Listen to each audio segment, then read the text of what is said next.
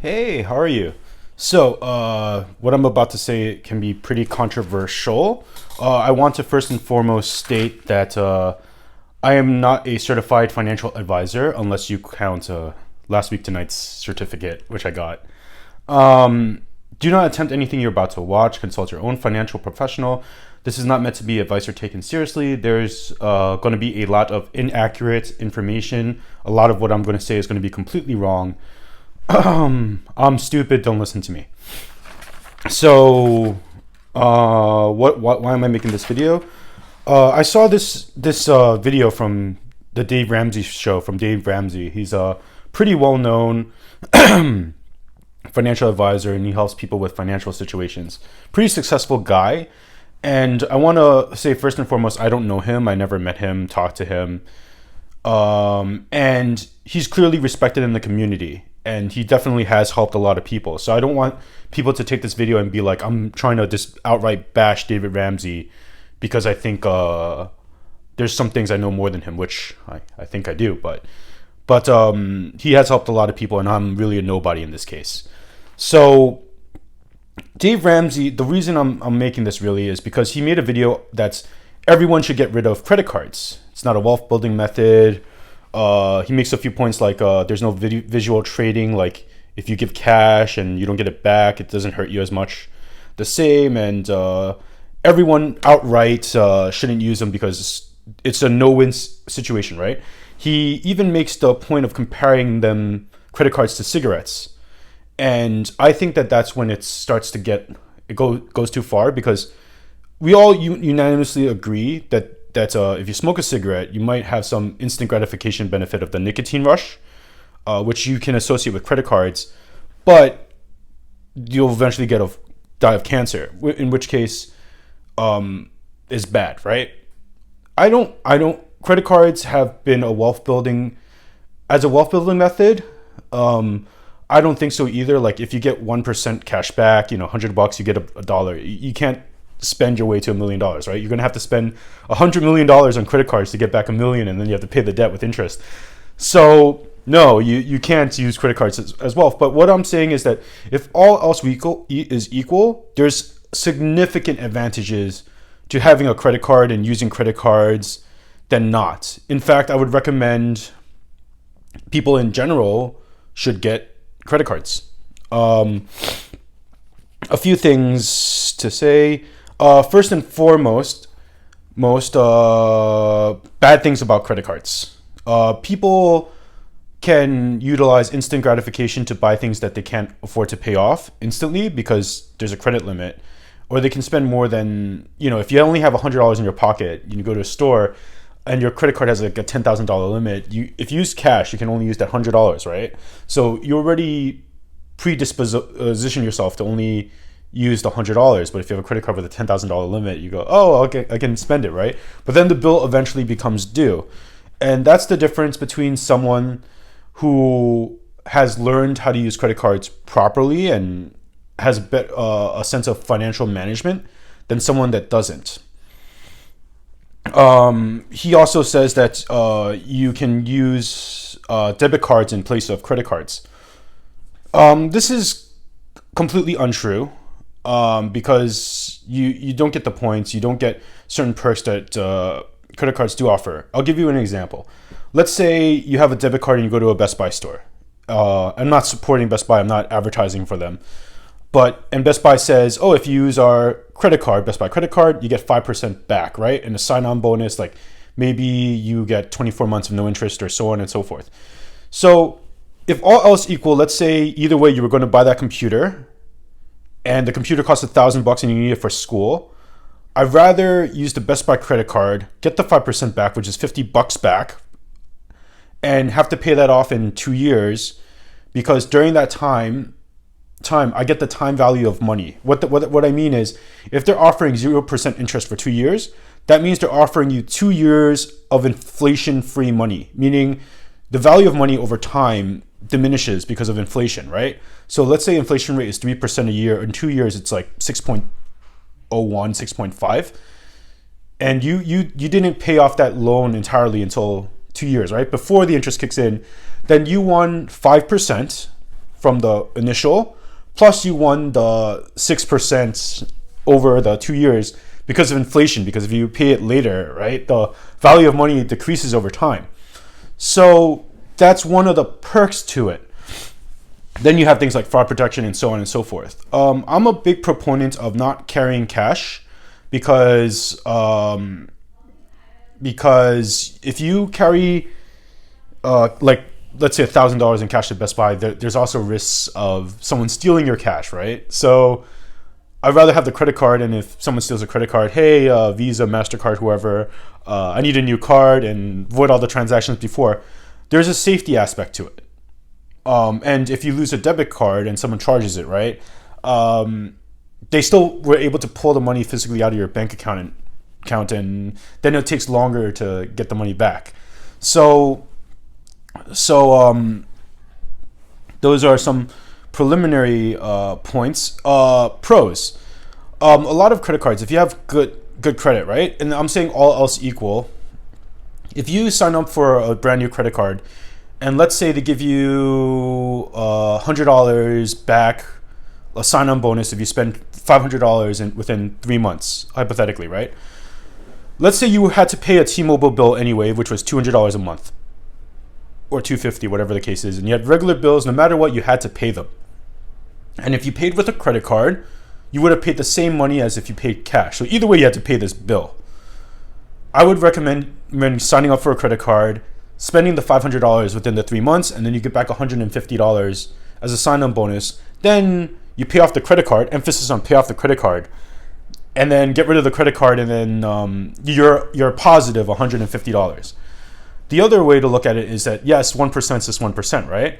If you want to look at it in a very abstract, hypothetical way, you could say, well, if I spent $100 on this credit card, assuming all else equal, right? So my premise is the person has enough discipline or habits to equate $100 cash with the same equation as $100 in the credit card. I can see that this is difficult, but bear with me. It's just in case that they do have this habit.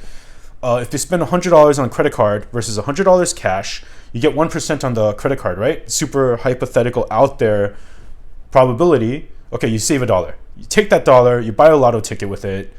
This is bad because I don't advocate the lottery. But in a hypothetical, abstract situation, again, emphasis, I don't advocate gambling, I don't advocate the lottery. You buy a lotto ticket, and then you win $1 million, right? From that $1 that would have been lost anyway, because if you paid cash, you wouldn't get that 1% back, right? Or you take that $1 and you invest it in fractional shares of a stock somewhere. The point is, it's something over nothing, right? No matter how minuscule, it is something. Now, he does bring a large point that, yes, not everyone is able to do this, but he does it in such a blanket form that he says everyone's not responsible. I have a lot of friends and people that have 10 credit cards, 20 credit cards. Some people have 30. The point of having a lot of credit cards is, one, it builds credit. One day, if you want to apply for a mortgage or a home loan, whatever the case may be, or a car loan, because you don't have the money up front, having credit cards builds credit history and demonstrates that you are a responsible payer, assuming you're never late on payments, right? Now, the other thing about that is that just because you have a credit card doesn't mean you have to use it. And I emphasize that again strongly. Just because you have a credit card does not mean you have to use it. Yes, ever so often, maybe you have to use it to get an advantage, to keep it open, right? But let's say you pay for Netflix every month. I love Netflix, by the way. Shout out to Netflix. And you're paying $10 a month for Netflix, $12 a month, $15, whatever the case may be, and you use your credit card to auto pay it, and then from your bank account every month you automatically pay it. You're not going to gain interest. You're not going to pay interest on it. The truth is, if you pay your credit card balance in full before the statement cycle happens, or there's a period where they can't charge you interest, right? I think federal law is something like 25 days. I could be wrong, but they give you a cycle. If you pay it in that cycle, you don't incur interest. So a lot of people get into debt because they use credit cards and they associate very strongly, credit card is cash, credit card is my money, and then they rack up a debt over time and it creeps up on them, right? Like let's say I owe $50 extra this month that I can't pay off. Next month I owe another 100. Next month I owe another 200. Next thing you know, they're owing $60,000, and then just the interest alone is $700 a month, and it kills them and ruins their marriage or ruins their family. There is a real danger with using credit cards, and I'm not going to sugarcoat that and say credit cards are great and are a fantastic answer. I'm saying that the other perspective is that if used correctly or meaningfully, there is an advantage of using credit cards over cash and debit, a significant advantage. There are wealthy people that use credit cards. Many do, actually. Like, if you, and in fact, you can only be wealthy if you have certain ones, right? Like, there's a Chase Palladium credit card. You have to have like $15 million and up in the bank. I think it's hearsay here and there in order to get that card to use, right? Or like American Express credit card. Well, that's really a charge card, but it's within that realm of you borrow money first and then you pay it before the statement happens. So they are lending you money, right? So that's there are wealthy people that use credit cards, and it's important to acknowledge that it is something that does happen. The other one I would say is let's see, I've already covered cigarettes. Comparison to credit cards, I really don't think that's a good comparison. Cigarettes will kill you eventually, and it's proven that you'll get lung cancer or any other. You get an initial happiness or high, or whatever the case may be. I'm not promoting smoking cigarettes. My own personal grandfather died from stage 4 lung cancer, and he smoked every day since he was a kid. So I'm not promoting that, and I understand the danger very well, but I think it's done a huge disservice to the audience if it's a blanket, it's a cigarette.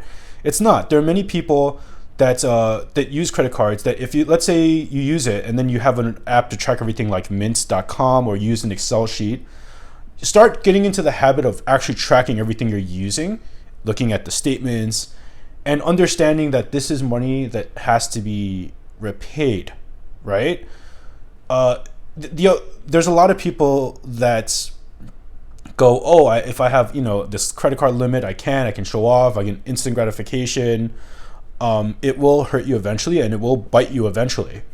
But then there are people, a large population of people actually, with excellent credit scores, excellent credit, maybe 40 credit cards, owe nothing on any of them because they pay it off every month. And if all else equal, either way, they would have spent this money, cash or otherwise. Having used a credit card, one, makes it easier to manage finances. Two, it gives them cash back in some form that they wouldn't have gotten otherwise. So again, this is emphasis on all else equal. The other indirect benefit is having a cushion. I'm going to coin this, or quote cushion. I invented this concept, or if I didn't, someone else probably said it. But so let's say hypothetically I invest money into the stock market. Stock market goes up and down, and I have nothing in my savings or checking account. I have no safety net, hypothetically, right? And I have a paycheck every week.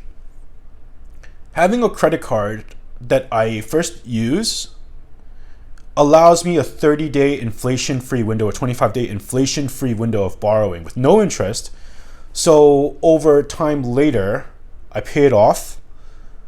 I was able in those 30 days to allocate my financial resources better. So what do I mean by this? First and foremost, everyone understands that every year, historically, inflation has gone up, right? Your $100 today is worth more than $100 a year from now.